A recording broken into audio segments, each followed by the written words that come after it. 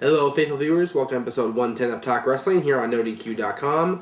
Thank you to all you subscribers out there, of course. First of all 12,000 and change of you. Again, working toward 13,000 by June 1st. We're about halfway between 12 and 13, give or take. So, keep up the good work. A couple things to address before I start the actual Q&A today. First of all, this show is dedicated to the memory of Chris Kanyon. Apparently died of a suicide the other night. Our thoughts and prayers go out to his family and his friends. Kanyon, for those of you who don't remember, portrayed the character Mortis for a while and then was unmasked and became just Kanyon, Chris Kanyon.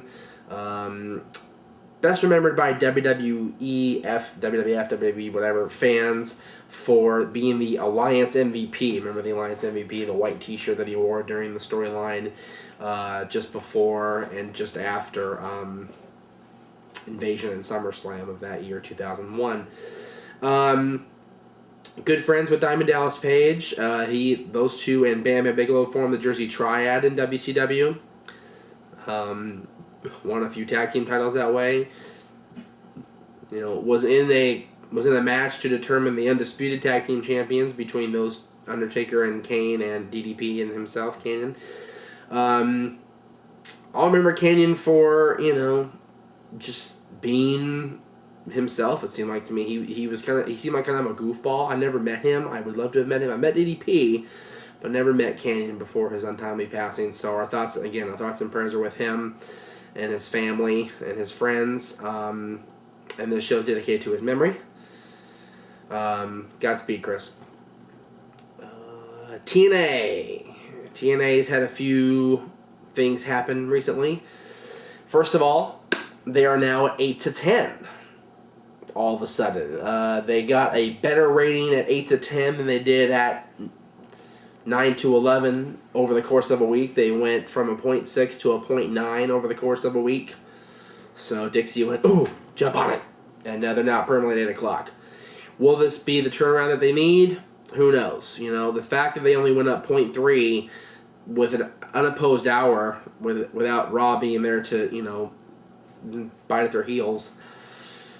I don't know if that's going to be successful. We'll have to just wait and see. Again, I think that they need to change creative. They need to change writing. They need to change a whole lot of things. I've addressed this a lot on my Form Spring page that people have been asking me questions for the last week or so about TNA. Just they need to change up more than just their time slot, and that's my opinion.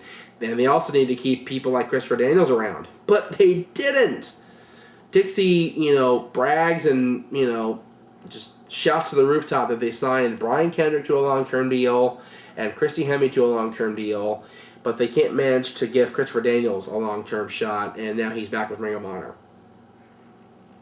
Daniels is one of the pioneers of the X Division, and the fact that they let him get away is complete crap. Just very poor decision-making. Whoever made that decision was a bad little boy or girl that day.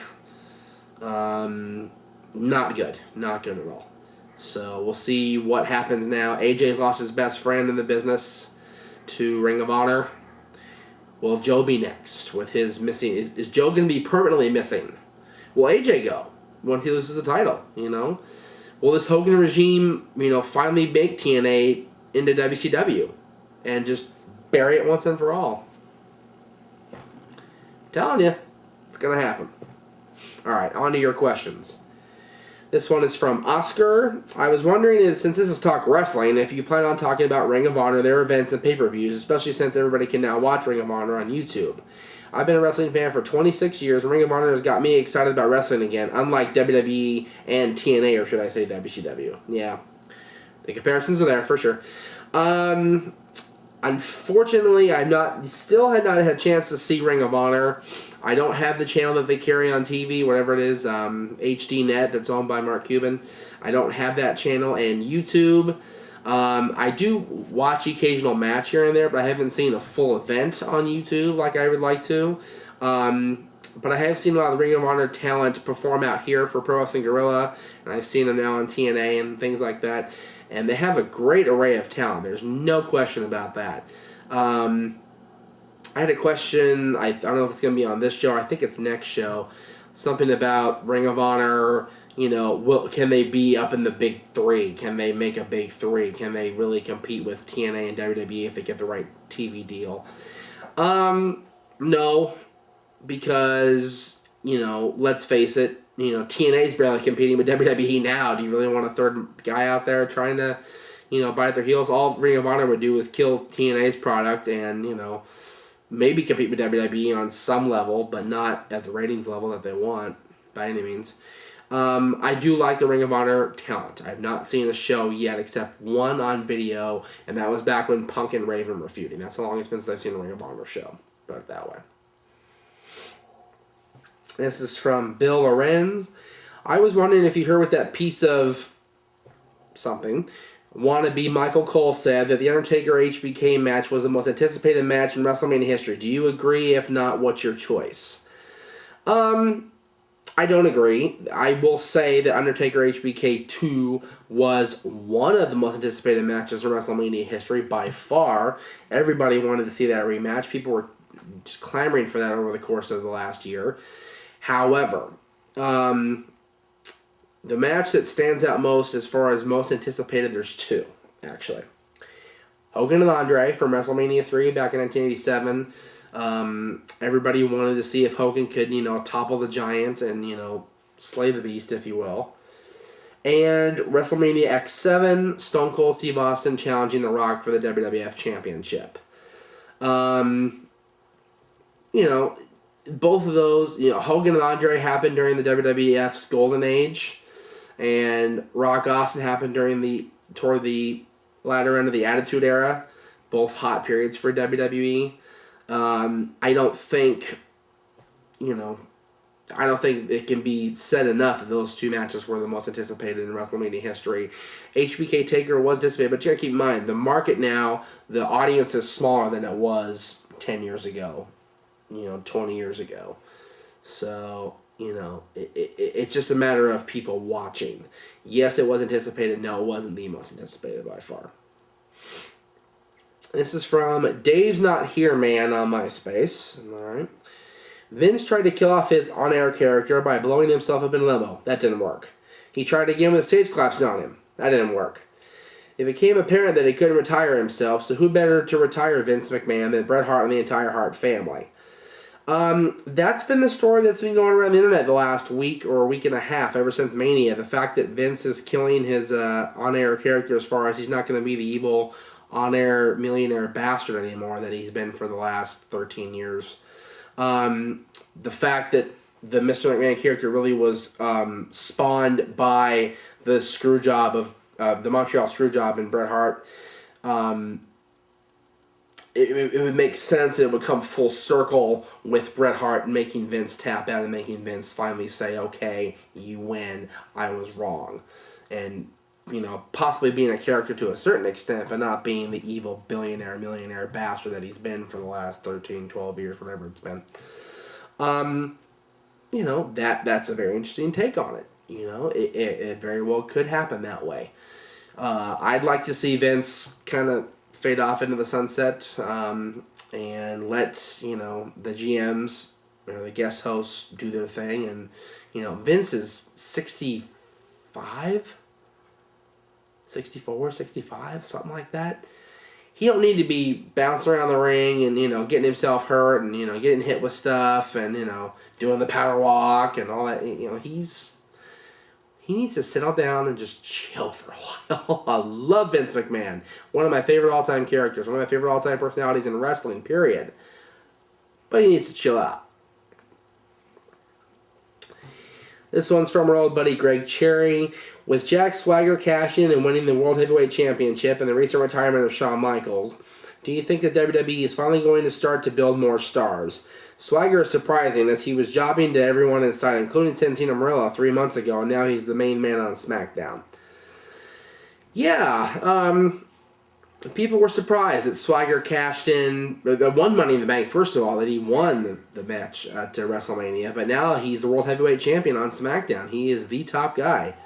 That was a big surprise. No question about that. It was awesome. I love Jack Swagger. I haven't been a fan of his, but I have been a fan of his recent work. Yes, he's been jobbing out. Everybody's like, why do you like his stuff now? Because he's jobbing out, but still sticking with it and knowing that better times are ahead. And he's right. He was right.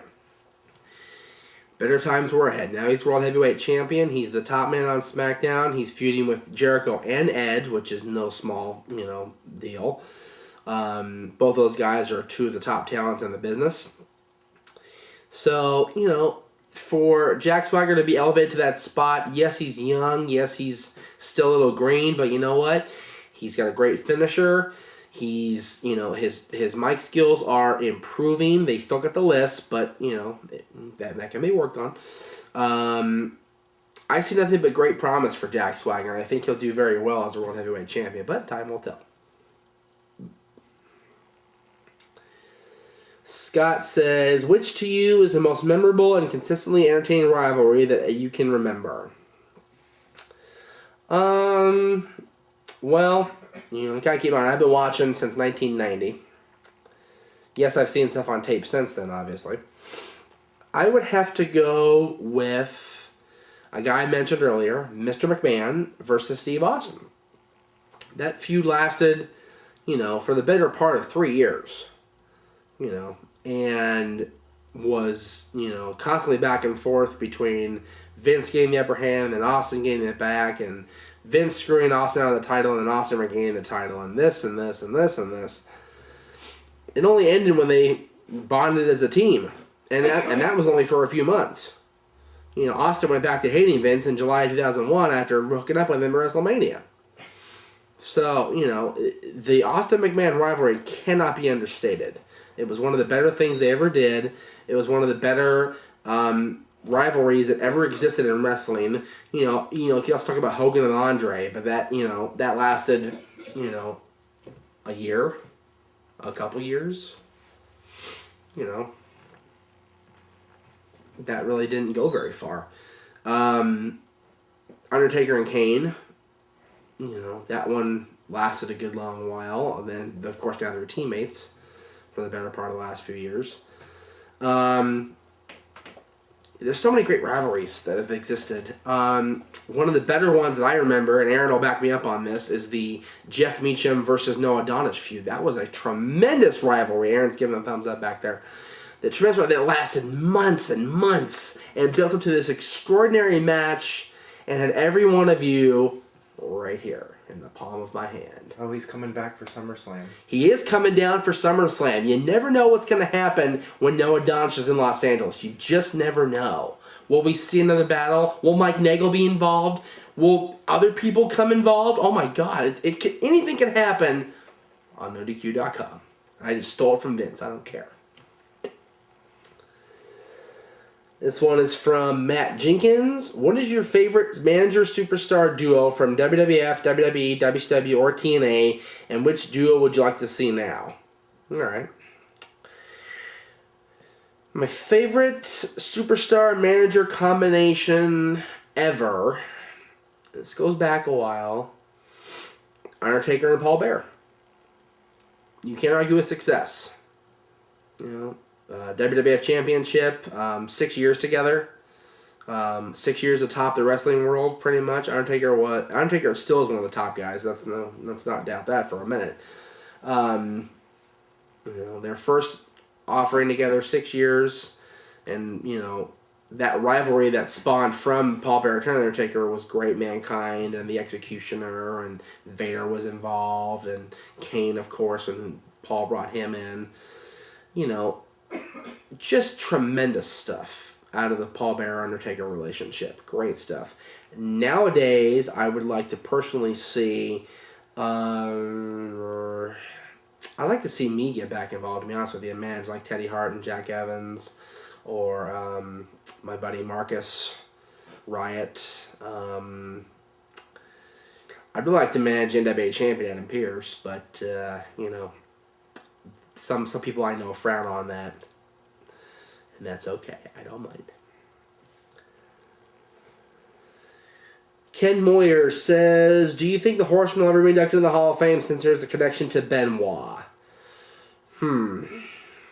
That's a good question. I think right now it won't happen because Flair's in TNA. Once Flair is actually done with wrestling, maybe we'll see the Horsemen get inducted and Flair will accept on their behalf. They won't mention Benoit, obviously, because that's just not the way they're going to do it. But they'll mention, Ole and Arn and Tully and Barry and Di Malenko and Mongo and Jarrett to a certain extent and all those guys. Maybe not even Jarrett because Jarrett wasn't officially a Horseman according to Arn Anderson. I feel it's wrong to not mention Benoit, but let's be honest, WWE hasn't mentioned him in 3 years except for a brief little snippet they showed of him on the SmackDown DVD when they had the TLC 3 on SmackDown that year. Well, I saw that match. Couldn't remember what TLC it was. I think it's 3. Benoit and Jericho versus the Hardys versus the Dudleys versus Edge and Christian for the tag titles, and Benoit and Jericho retained that night. So we'll see. I hope so. Robert, I apologize for butchering your last name. Robert Tabachi, yeah. Tabacchi. Sorry about that. I was watching episode 104 and you mentioned Chavo Guerrero as the last man standing from the WCW buyout. I've been tossing this around in my head and I gotta ask when Jimmy Wang Yang was brought in. You actually kind of got me a little bit here, Robert. Thank you for bringing this up. Jimmy Wang Yang, James Yun, was indeed one of the 24 contracts that was purchased by the WWF when they bought WCW. However, he was released in January 2002 and not brought back until, I'm going to look it up right now, September 2003. And he made his debut as a Keo. And along with Sakota, remember Sakota? He formed the henchman duo that backed up Tajiri. So, yes, he was one of the 24. However, he was released and brought back. So I don't see him as one of the last men standing. Chavo has yet to be released. He's been there the entire time, 9 years now. And, look where Chavo is. He's not doing a thing. Poor Chavo. This is from Keith. Do you think the WWE will ever mention Christian and Ron Killings as former NWA World Champions? I would think at some point there would have to be a mention of Christian being a 4-time champion. There might not be mention for Ron Killings, but they should be for Christian. As long as TNA exists, there will be a mention. Because those championship reigns occurred in TNA. Once TNA goes under, and it will happen, there may be a brief little thing, like if either of them ever gets in the Hall of Fame, there may be a saying, yeah, he won the NWA championship. But I don't think that they'll mention it as long as TNA exists. This is from Tyler, another Chris Benoit question. When he won the championship, do you think it was done properly, and should he have gotten a celebration just like Eddie Guerrero? Well, he did, to a certain extent. Eddie got the big old celebration with the Mexican flag, and he ran out and jumped into his mother's arms and, celebrated with the crowd and everything. Benoit got the confetti, got Eddie to come out and hug him, and got the tears, and after WrestleMania went off the air, his wife and children came in and celebrated with him, and the family celebrated, and it was a whole big thing in the middle of the ring. We just didn't see it unless you watched home video. I think it was on the Benoit home video too. I could be wrong. I'm pretty sure it was. I don't remember. I haven't watched it in a long time. And I do own it. I bought it before it was cool to own it. So, there you go. So he got a celebration like Eddie did. We didn't see it because, WrestleMania went off the air and that was the end of it. But he did get a celebration and he deserved it. Benoit, fought 18 years for that long title reign that he got from WrestleMania till SummerSlam when he lost to Randy Orton. Yes, he was WCW champion for a cup of coffee, but they didn't last very long. So, thank you all for watching this episode of Talk Wrestling. Really appreciate it. Don't forget, next week we'll be back with more questions. keep subscribing out there if you haven't subscribed yet. We're, again, working toward 13,000 by June 1st. We're about halfway between 12 and 13, as I mentioned at the top of the show. So keep your friends subscribing, keep your family subscribing, and you stay subscribed. We'll see you next time on Talk Wrestling. No, Donish.